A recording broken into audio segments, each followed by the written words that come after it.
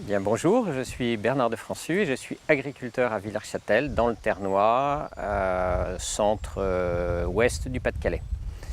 Merci de venir faire ce petit brin de causette ensemble.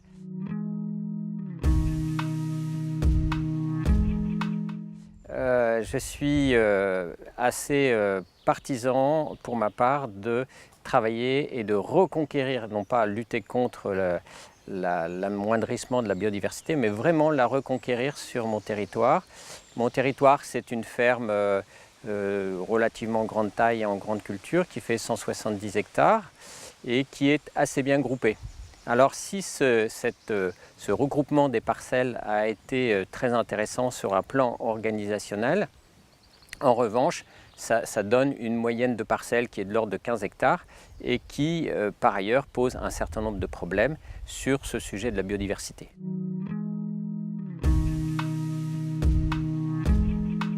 D'abord, les animaux qui nichent dans ces parcelles ont très peu de points de repère et on sait très bien que les points de repère intéressants, ce sont les points de lisière. Donc la lisière est souvent loin, donc on diminue l'intérêt de la parcelle par rapport à la biodiversité. Et puis par ailleurs, on sait de plus en plus que si les bordures de parcelles sont en bande enherbée ou alors en haie, eh bien, on a dans ces endroits un peu différents quelque chose qui commence à discuter avec la culture et notamment la question des insectes et en particulier celle des carabes. Alors comme ça fait plus de 30 ans que je suis en non-labour, eh bien le sujet des limaces est un vrai sujet pour nous qui ne labourons plus. Et le fait de favoriser la vie de ces carabes dans les bordures de nos parcelles fait que petit à petit le problème des limaces s'amoindrit. Et c'est vraiment ce que je constate. Alors l'autre aspect de cette pratique culturelle est que j'ai un certain nombre de cultures qui posent la question du travail du sol. Je fais des pommes de terre, je fais des petits pois, je fais des betteraves et je fais du lin. Ça, ce sont des cultures de printemps qui nécessitent d'affiner fortement les terres. Et du coup, ces terres sont beaucoup plus sensibles à l'érosion lorsqu'il pleut dans la période de levée post-préparation pour semis. Et on pouvait considérer autrefois que les problèmes d'érosion étaient rarissimes et de fait. Simplement, depuis 2015, tous les ans, nous avons un gros épisode pluvieux qui fait que on a des grosses emportées de terre et l'endroit où cette terre va est soit dans un champ en contrebas et ça ne l'améliore pas, ou alors ça va sur la route et là on a à juste raison les habitants qui se plaignent de s'écouler debout. Alors quand c'est exceptionnel, on peut dire on ne peut rien faire. Mais là j'observe que depuis 4 ans c'est systématique. Donc l'exceptionnel est en train de devenir du régulier, à moins que ça devienne un jour du fréquent, mais là on ne peut plus dire je ne peux rien faire. Il s'agit de mettre en place des actions et ces actions, eh bien, les plantations de haies sur bande enherbée en font grandement partie. Alors évidemment quand on plante la haie en haut d'un champ, on freine ce qui vient d'au-dessus. Lorsqu'on la plante en bas, on freine ce qui vient du champ, mais ça n'empêche pas vraiment complètement l'érosion dans le champ. Donc l'étape d'après, ça serait d'une part de pouvoir faire des bandes enherbées annuelles ou pluriannuelles dans le champ, et si un jour on arrive à faire du pluriannuel, ce qui devient tout à fait envisageable avec les dispositifs RTK, eh bien à ce moment-là, on peut imaginer que dans le pluriannuel, on puisse à nouveau planter une haie. Donc un aspect de lutte contre l'érosion très très important. L'autre aspect, mais ce n'est pas tout à fait lié à la question de la haie, mais quoique, c'est aussi de faire une organisation du paysage en commun avec les agriculteurs voisins. C'est vrai que si moi je mets des pommes de terre et que le voisin qui est en amont de ma parcelle met aussi des pommes de terre, on accroît très très fortement le problème de l'érosion. Donc déjà mettre une haie contre mon voisin freinera cette question de l'érosion, mais en même temps, si je m'organise avec lui de façon à ce que lui, lorsqu'il met des pommes de terre, moi je mette des céréales, ou inversement, et bien à ce moment-là, on réduit très très fortement aussi le problème. Et puis après, il y a aussi la question de l'entretien des haies. C'est vrai que lorsque je mets une haie mitoyenne avec mon voisin n'est pas forcément content si je passe dans sa parcelle pour entretenir ma haie. Il n'est peut-être pas forcément content que ma haie fasse de l'ombre sur sa parcelle. Il n'est peut-être pas forcément content que la haie empiète quand elle pousse sur sa parcelle. Alors ça aussi, c'est une question de travail avec les voisins. Et jusqu'à maintenant, je travaillais un peu dans mon coin. Et là, je commence à arriver dans une phase où je vais faire du participatif. En tout cas, je vais leur proposer. Après, ils ne sont pas obligés d'accepter. Mais je vais leur proposer qu'on en discute ensemble.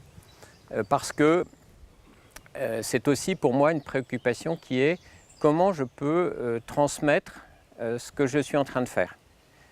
Et mon témoignage ici en est une preuve, c'est que je souhaite que les résultats que j'obtienne puissent être divulgués. Et puis je souhaite aussi que l'ensemble des agriculteurs comprennent qu'ils ont intérêt à faire ce que je fais. Ce que je fais depuis 15 ans, c'est-à-dire planter 200 à 400 mètres de haies tous les ans, et bien finalement ça n'a pas réduit le résultat économique de ma ferme.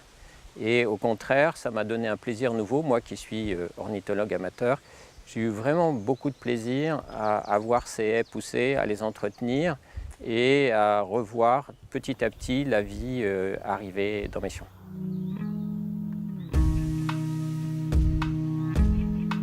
C'est vrai que les premières années, il faut dégager assez fortement les jeunes arbres pour qu'ils ne soient pas envahis par la végétation, tout en faisant attention à ne pas le faire trop tôt. Dans la bande enherbée, il y a je l'ai dit tout à l'heure, des oiseaux qui vont nicher. Si vous les détruisez trop tôt cette bande enherbée, eh bien, vous allez détruire ces nichés-là. Donc il faut le faire soit de façon extrêmement sporadique, en écartant avec ses pieds autour des jeunes plants les herbes qui l'envahissent. Et puis après le 14 juillet, on peut passer un coup de débroussailleuse tout autour des plants, sans les débroussailler totalement, c'est-à-dire que s'ils se retrouvent tout seuls au milieu de la plaine, eh bien les lièvres vont en faire une cible de choix. Donc les laisser avec un flanc dans les herbes et un autre flanc qui est ouvert. Et puis enfin, petit à petit, pour les espèces qui vont être menées en arbre, parce que c'est le cas pour un certain nombre de mes haies que je vais mener en arbre pour pouvoir d'une part faire du bois, de la plaquette bois, puisque je me chauffe avec de la plaquette bois, et d'autre part, si l'on veut faire du bois d'œuvre, eh bien à ce moment-là, il faut vraiment travailler cette taille chaque été également. Très rapidement, on peut le faire très rapidement avec une petite formation. Néanmoins, c'est très important de ne pas laisser une année sans entretien.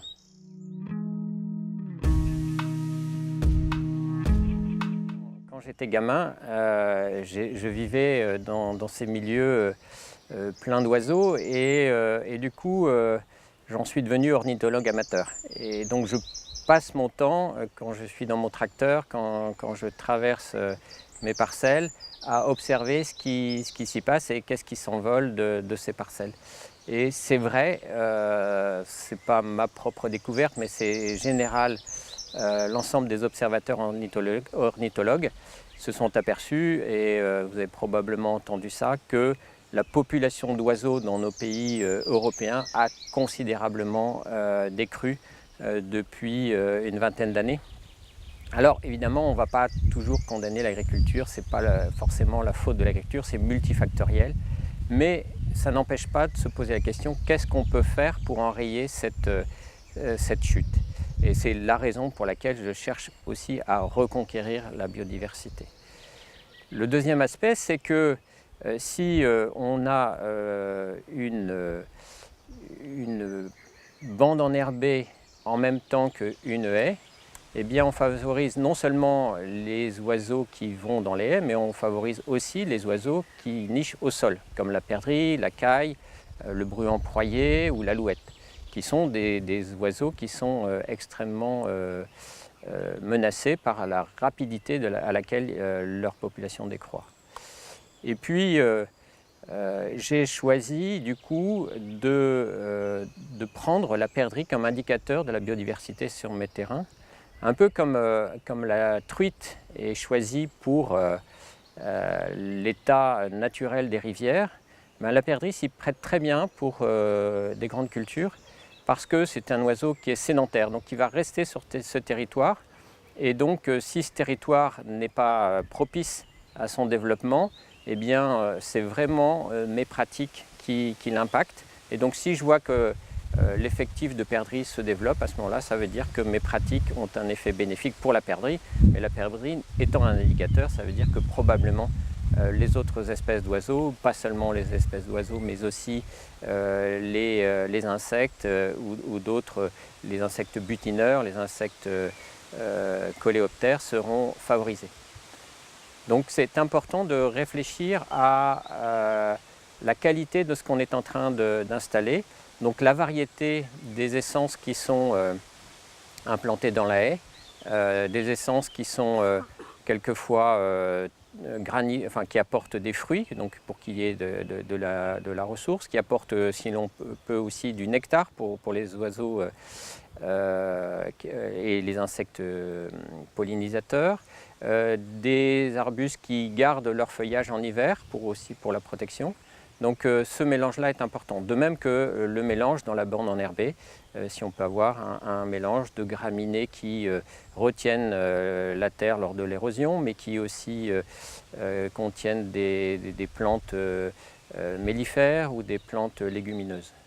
Donc cette diversité-là, elle est importante à travailler en amont de la plantation. Une implantation que je fais en général au moment où je fais mes implantations de céréales. Je laisse le long de l'endroit où je veux planter ma haie et mettre ma bande enherbée, un espace qui sera facilement travaillé ensuite. En 30 ans, les populations d'insectes ont chuté de 80%. En 17 ans, un tiers des oiseaux ont disparu des campagnes françaises. L'intensification des pratiques agricoles accentue le déclin de la biodiversité. Implanter des haies et des arbres, c'est contribuer à respecter les équilibres.